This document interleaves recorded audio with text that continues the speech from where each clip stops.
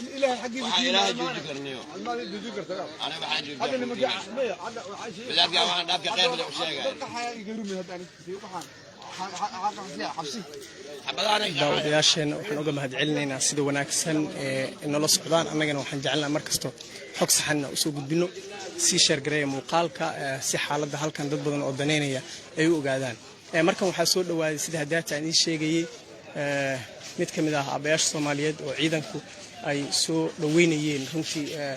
in dadka halkaas ay gaaraan aad u adkeed laakiin waa ay soo dhaweeyeen haddana ciidamada ayaa sii noqonaya sida u jeedaan xaaladda saaka wili way degan tahay ciidamaduna waxay xaqiijinayaan ammaanka si aan qalalaase iyo dagaal mar kale u dhicin xaaladuna waxay tahay hadda saakay oo waagu wili uu soo bariyo mid degan oo runtii sidan idin muuqata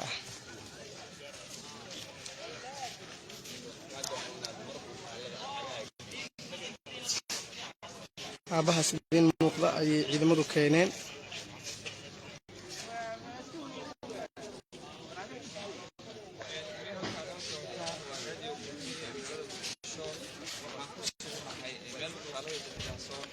runtii xaaladu way degan tahay wili ciidamada iyo gaadiidkooda ay muuqanaya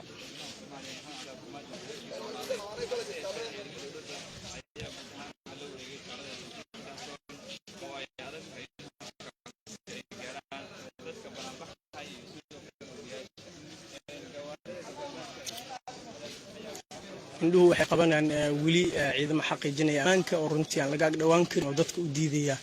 inay goobta tagaan laakiin mar walba oo aan fursad u helno aan tagno goobta dadaasheena waxaan u soo gudbin doonaa xog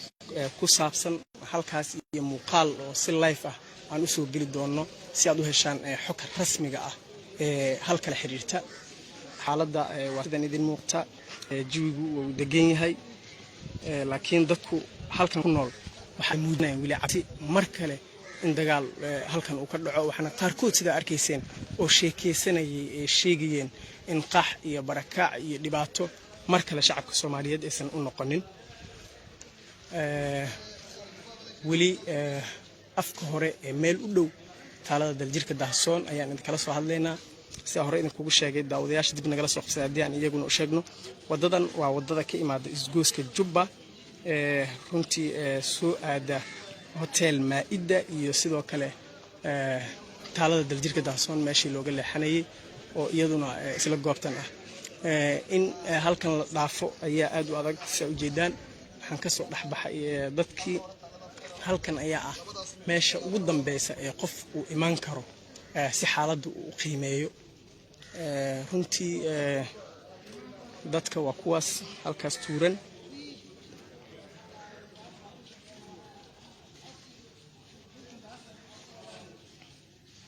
waa aroor hore oo waaga mar dhow ayuu bariyay haddana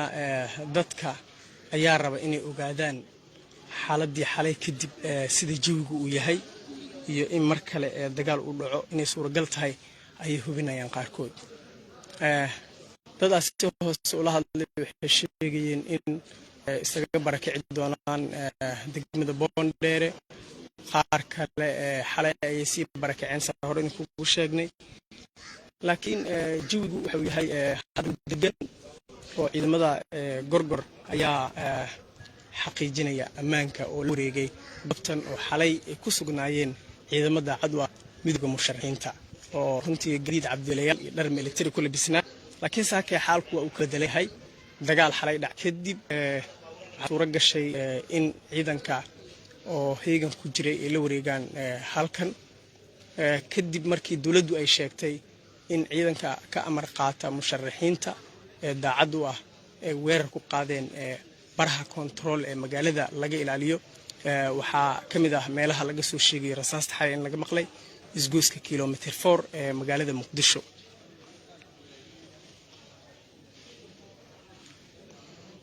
daawadayaasheena mar walba waxaan uga mahad celinaynaa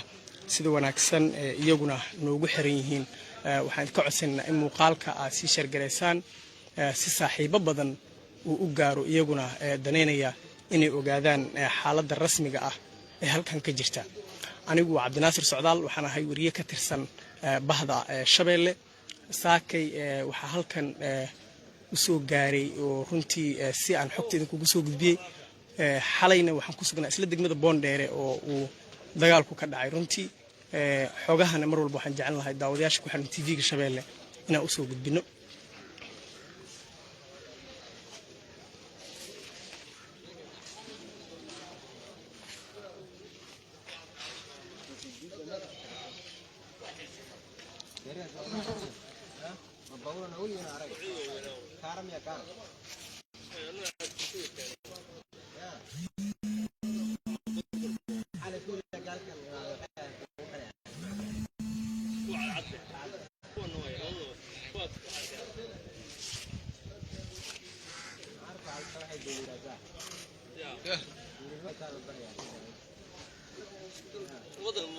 waxaan isku dayi doonaa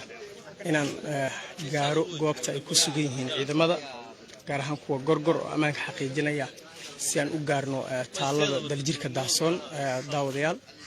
haddii ay ii suura gasho waxaan idin dulgeyn doonaa taalada daljirka Dahsoon si aad u aragtaan xaaladda rasmiga ah ee halkaas ka jirta.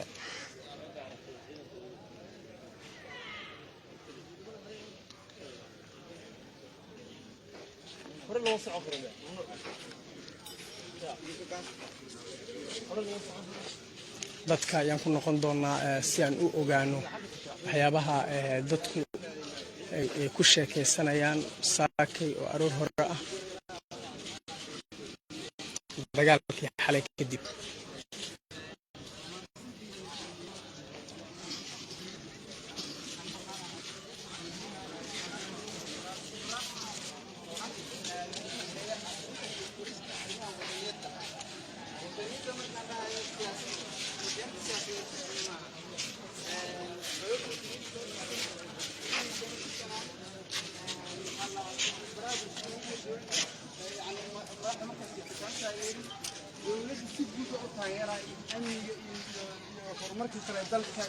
وتايرة لكن أنا كحن ولي متاين كحن ولي كم صور جسم ولي إن نيوترال هاي نادي أساسي إن بدونها كهاي ودين ده كشقيان وأساسه كله نيوترال وده حد وإن بوليتيكال يعني عن لكرين telefishinka Shabeelle ayaad nagala socotaan daawadayaal. weli xaaladda rasmiga ah taalada daljirka Dahsoon ayaan isku daynaa inaan soo gudbino. indhaheenu waxay qabanayaan gaadiid badan oo kuwa dagaalka ah oo ciidanka dowladda federaalka Soomaaliya ay leeyihiin, gaar ahaan kuwa sugidda qaarkood. qaar kale ciidanka gorgor sida hore idin kugu sheegnay oo goobta iyagu la wareegay gacantana ku haya. dad badan ayaa halkan ka soo lugeynaya. waa mootadii ugu horeysay ee saaka aan arko oo runtii halkay aadi doonto aan la ogeyn, inkastoo wadada labada dhinacba ay ka xiran tahay sidaan idin tusnay. laakiin mootadan halkan ayay dadku ku dejisay. waxayna u muuqataa in halkan ay ku kala wareegi doonto, dadkuna halkan ay ku degayaan sidaa u jeedaan.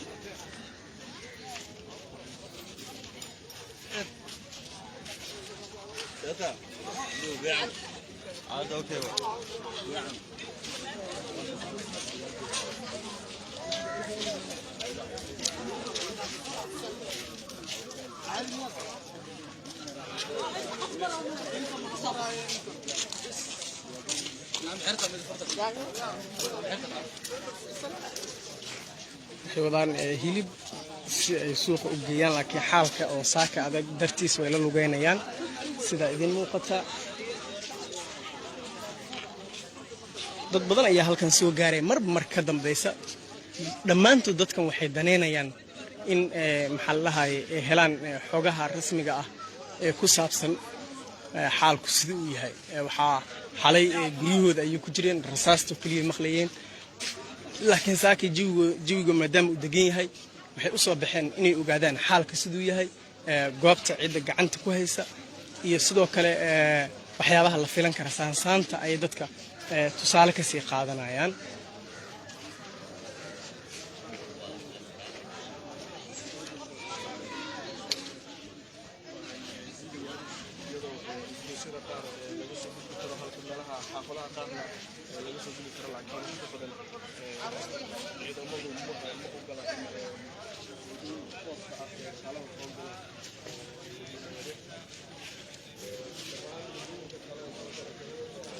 haddii aan nahay bahda Shabeelle mar kasta waxaan isku dayi doonaa runtii shacabka nagu xiran ee daneynaya xogaha inaan u soo gudbino xogaha saxda ah ee halkan ka jira inkastoo daawadayaal ay adag tahay inaan gudaha u galno goobta laakiin xaalka hadda uu degan yahay dad badan muuqaalo telefoonada ay duubanayaan si ay dadka kale u gaarsiiyaan xaaladda runtii جوا دقيقة ساكي حالدا كنتي تذكري مقدشو أي كوا بريستي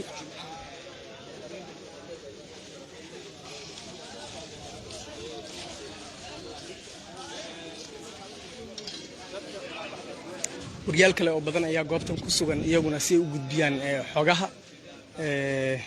وجونا تبيان داوداش يجونا كحرن runtii xaalka saakay laamiga waa sidan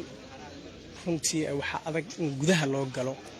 oo halkan la dhaafo oo halka ugu dambeysay qof uu yimaado runtii ciidamada ayaa halkaas fadhiya oo ammaanka xaqiijinaya dadka hareeraha dhinacyada ka soo galaya ayay celinayaan si aysan halkan uga dhicin wax rabshadahana waxaa ku dadaalayaa ciidamada gorgor oo gacanta ku haya amniga guud ee taalada Dadirka Daasoon iyo sidoo kale runtii laakiin dadka waxay isweydiinayaan halka ay ku dambeeyaan ciidankii musharaxiinta daacad u ahaa laakiin weli ma helin xog sax ah oo ku aadan halka ay joogaan ciidamada kale ee daacad u ah midowga musharaxiinta wada kasta oo taalada soo gashay marka aad marto runtii waxaad arkaysaa in xaalku uu adag yahay lana tago goobta waxay noqonaysaa inaad xog ka soo hesho mid aad u adag maadaama ciidanku ay diidayaan in qof halkaas uu gaaro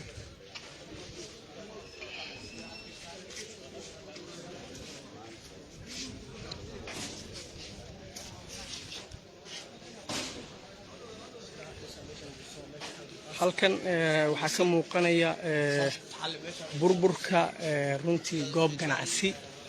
oo dagaalkii ama rasaastii xal la isku adeegsaday ay saameeyeen runtii qaybtan kore ayaa burburtay dhulka markaad aragtan waxaad arkaysaa saameyntii dagaalka ka dhalatay runtii burburka ayaan weli arkaynaa halkan waa meel kale oo albaabkeedu uu jabay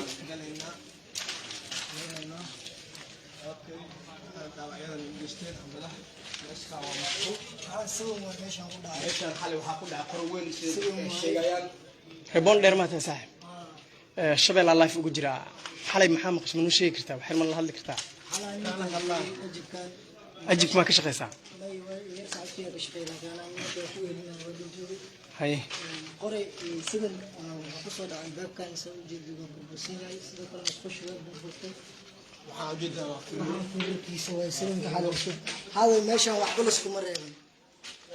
داوديال سدا ujeedaan xaalka aad ayuu yahay saameyntii dagaalkii xalay ayaa runtii halkan ka muuqata dad badan ayaa soo ogaanaya halkan soo gaaraya si xaaladda ay ogaadaan waxaa burbursan runtii halkan oo ahayd markii hore meel wanaagsan laakiin intuu duleeshano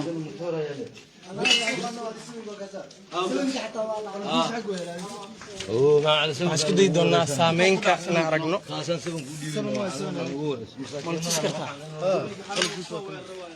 waxaan isku dayi doonaa saameyntii bartan oo ah bar kaalin shidaal iyadoona laftirkeeda waxaa ka muuqanaya saameyntii runtii dagaalkii xalay oo saameyn weyn leh mid kamid ah dadkii xalay halkan ku sugnaa ayaa Shabeelle la hadli doono rasaastii haraadigeeda ayay gacmaha ku hayaan gacanta dhafsan waa soo xal isu soo weeraro sida idin muuqata سوين حتى من السكول ده حلو وحبوا السكول مرة يوم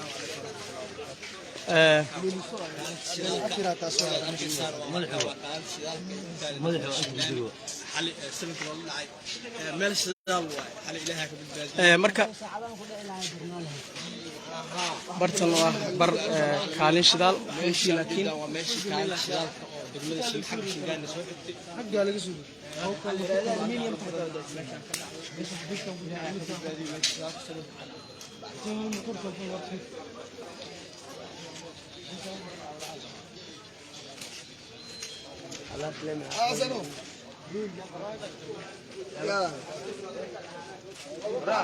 waxaan ku noqon doonaa mid ka mid ah dadkiina la joogay oo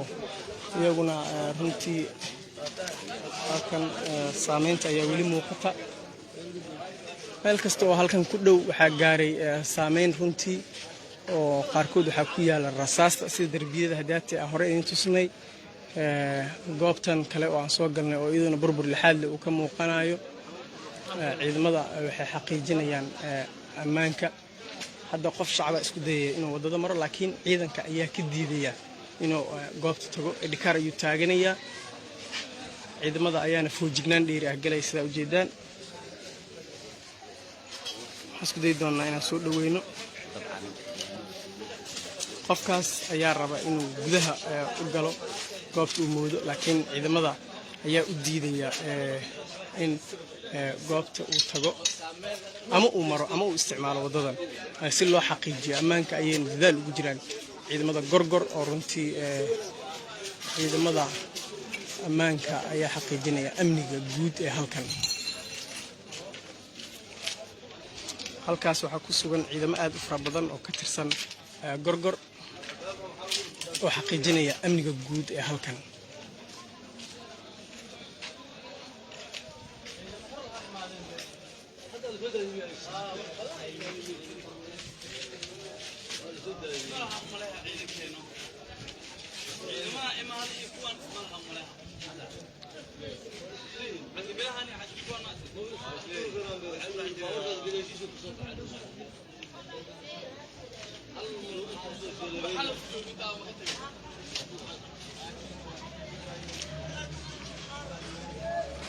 gaadiid kale oo ciidamo ka tirsan ayaa hadda soo galaya sida idin muuqan doonta gaadiid hor leh oo ciidamada ayaa halkan ku sii qulqulaya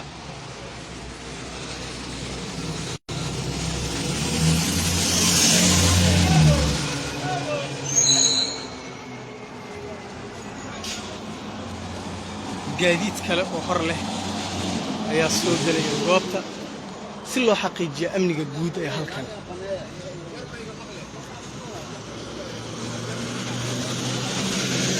ciidamada booliiska ayaa hadda goobta dadka soo gaaray iyaguna si ay u kala eriyaan gaadiid badan ayaa hadda ku sii qulqulaya taalada daljirka daahsan xaaladdu waa sidan idin muuqata runtii ciidamo horle ayaa hadda soo gaaray iyaguna si ay qayb uga qaataan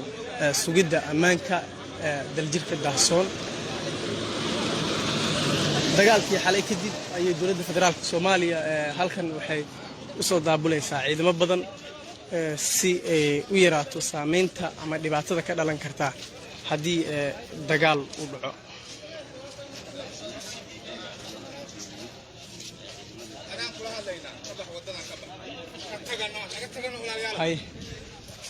ciidamada booliiska ayaa diidaya goobta hadda aan ku sugannahay saa ujeedaan waa sarkaal ka tirsan ciidanka booliiska laakiin dadka wuxuu amrayaa ciidanka in halkan ay ka kaxeeyaan si amniga guud loo xaqiijiyo mar kasta laakiin daawadayaal waxaan idiin soo gudbin doonaa xogaha rasmiga ee ku saabsan halkan waxaad ku mahadsan tahay daawade muuqaalkan intii aad la socotay aniga waxaan ahaa cabdinaasir socdaal oo ka tirsan wardoonayaasha telefishinka Shabeelle aad ayaad u mahadsantihiin inta mar kale aan kulmi doono waxaan idin kaga filaynaa sidaas